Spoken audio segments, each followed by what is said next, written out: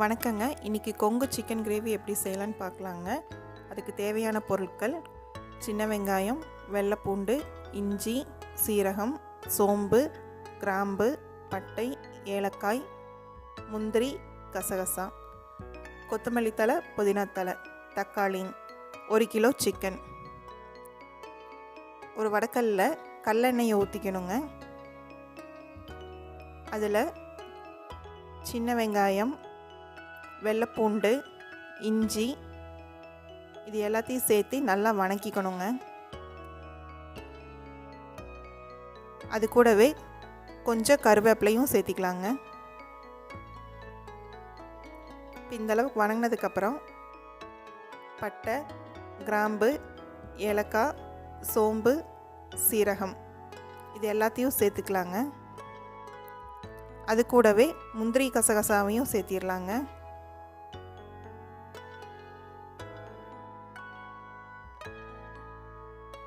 இது நல்லா வறுபடணுங்க. வெங்காயம் பொன்னிறம் ஆகிற அளவுக்கு வணக்கிக்கணும்.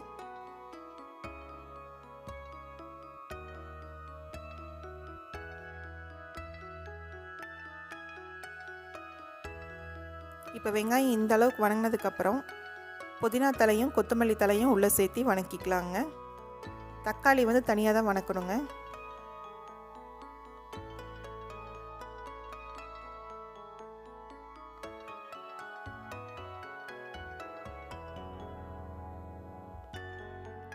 இப்போ இந்த பதத்துக்கு வணக்கினா போதுங்க. வெங்காயம், புதினா, கொத்தமல்லி, மசாலா எல்லாமே இதை ஆற வச்சு அரைச்சிக்கலாங்க. இப்போது இன்னொரு வடக்கல்ல கொஞ்சமாக எண்ணெய் ஊற்றி தக்காளியை போட்டுடலாங்க. தக்காளி கட் பண்ணக்கூடாது, தோல் உரிக்கக்கூடாதுங்க. முழு தக்காளியாக தான் சேர்க்கணும்.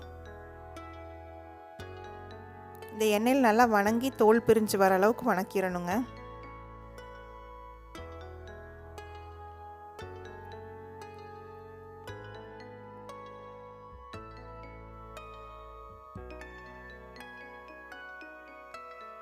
இது வணங்குறதுக்குள்ளார சைடில் நம்ம அப்படியே சிக்கனை வேக வச்சுக்கலாங்க.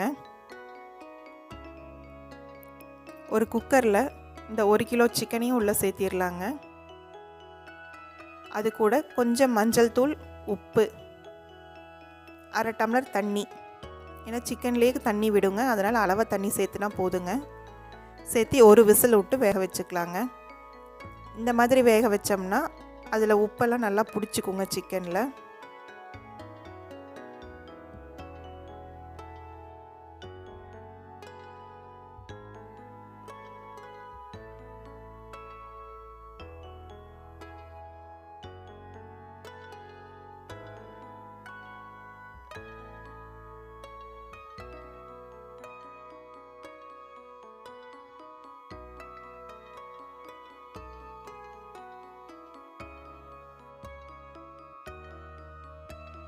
இப்போ தக்காளி பார்த்திங்களா, தோல் உறிஞ்சு நல்லா வணங்கி வந்திருக்குது.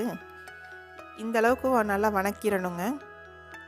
இந்த தக்காளியும் நம்ம ஏற்கனவே வணக்கி வச்ச மசாலா கூட சேர்த்து அரைச்சிடணுங்க.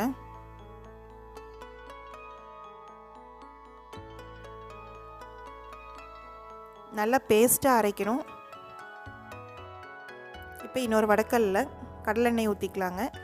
எண்ணெய் கொஞ்சம் நிறைய இருந்தால் தான் சிக்கன் கிரேவி டேஸ்ட்டாக இருக்குங்க.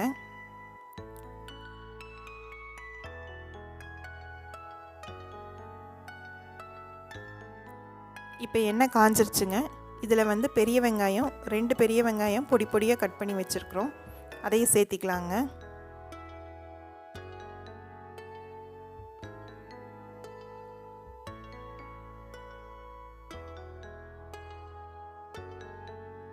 வெங்காயம் நல்லா பொன்னிறமாகிற வரைக்கும் வணக்கணுங்க. நல்லா வணங்கினா தான் கிரேவி நல்லா டேஸ்ட்டாக இருக்குங்க.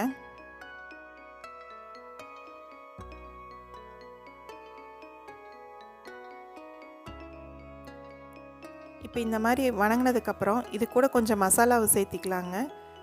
மஞ்சள் தூள், மிளகாய் தூள், கொத்தமல்லி தூள், கரம் மசாலா தூள் இது இந்த எண்ணெயிலேயே சேர்த்து வணக்கிக்கலாங்க.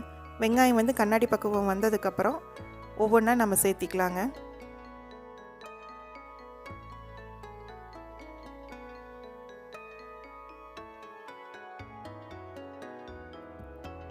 வெங்காயத்துக்கு தேவையான அளவு உப்பு போட்டுக்கலாங்க. ஏற்கனவே சிக்கன்லேயே உப்பு போட்டிருக்கோம், பார்த்து உப்பு போடணுங்க. இப்போ நம்ம இந்த எண்ணெய்க்குள்ளார மிளகாத்தூள், கரம் மசாலா தூள், கொத்தமல்லி தூள், மஞ்சள் தூள் எல்லாம் சேர்த்து எண்ணெயிலேயே நல்லா வணக்கிக்கலாங்க. அடுப்பை மிதமான தீயில் வைக்கணும். தூள்களை போட்டு தீ வேகமாக இருந்துச்சுன்னா கருகிரும் மசாலா. இப்போ இந்தளவுக்கு வெந்ததுக்கப்புறம் நம்ம அரைச்சி வச்சுருக்கிற மசாலாவை உள்ளே சேர்த்திடலாங்க.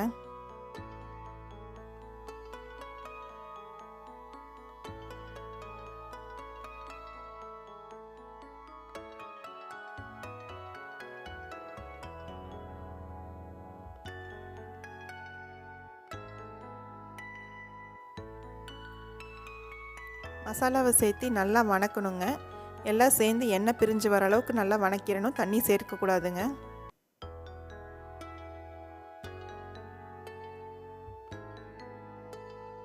இப்போ மசாலாவுக்கு தேவையான உப்பு போட்டுக்கலாங்க.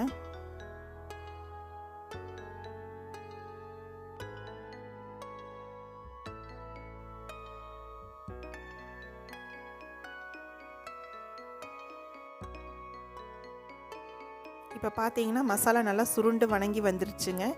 எண்ணெய் பிரிய ஆரம்பிச்சிருச்சு. இந்த ஸ்டேஜில் நம்ம வேக வச்ச சிக்கனை உள்ளே சேர்த்திக்கலாங்க. வேக வச்ச தண்ணியோடையே சிக்கனை உள்ளே சேர்த்திடலாங்க.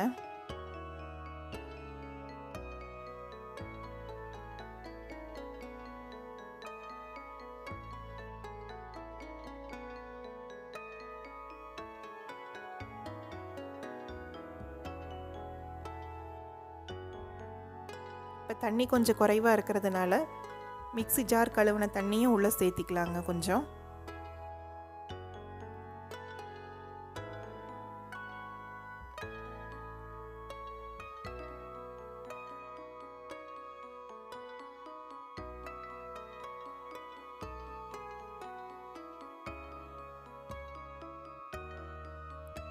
இப்போ இந்த பக்குவத்துக்கு இருந்தால் தாங்க கிரேவி கரெக்டாக இருக்கும். நிறைய தண்ணி சேர்த்துனா ரொம்ப நேரம் கொதிச்சா டேஸ்ட் போயிடுங்க, மணம் எல்லாமே போயிடும். அளவான தண்ணி வைக்கணுங்க. இது நல்லா ஒரு கொதி வந்ததுக்கப்புறம் மூடி போட்டு மூடி வச்சிடலாங்க. மிதமான தீயில் ஒரு 10 நிமிஷம் கொதிக்க விடலாங்க.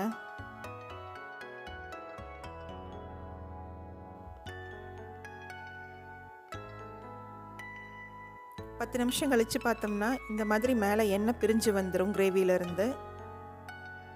இதுதான் கரெக்டான ஸ்டேஜுங்க. இது நம்மளுக்கு சப்பாத்தி, பூரி, இட்லி, தோசை சாப்பாட்டுக்கு எல்லாத்துக்குமே நல்லா இருக்குங்க. கடைசியாக கொஞ்சம் கசூரி மேத்தி மேலே தூவி இறக்குனா சுவையான கொங்கு சிக்கன் கிரேவி ரெடி ஆயிடுச்சுங்க. நீங்களும் செஞ்சு பார்த்துட்டு சாப்பிட்டு எப்படி இருக்குன்னு கமெண்ட்டில் எழுதுங்க.